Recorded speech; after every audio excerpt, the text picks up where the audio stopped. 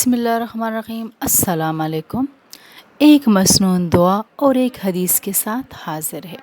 40 احادیث یاد کرنے کی بہت زیادہ فضیلت آئی ہے۔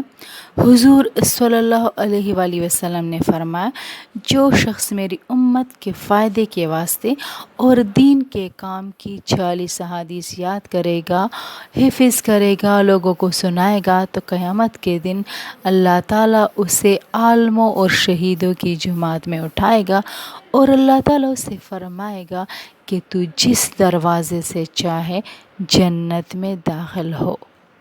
حدیث نمبر 27۔ کل بدعۃ ضلالۃ، کل بدعۃ ضلالۃ، ہر بدعت گمراہی ہے۔ کل بدعۃ ضلالۃ، ہر بدعت گمراہی ہے۔ آج کی مسنون دعا، جب نیا چاند دیکھے تو یہ پڑھے، اللہم احلہ علینا بالامن والایمان والسلامۃ والاسلام ربی وربک اللہ۔ اللہم احلہ علینا بالامن والایمان والسلامۃ والاسلام ربی وربک اللہ۔ اے اللہ، ہمارے لیے یہ چاند امن و ایمان اور سلامتی اور اسلام کا چاند ہو۔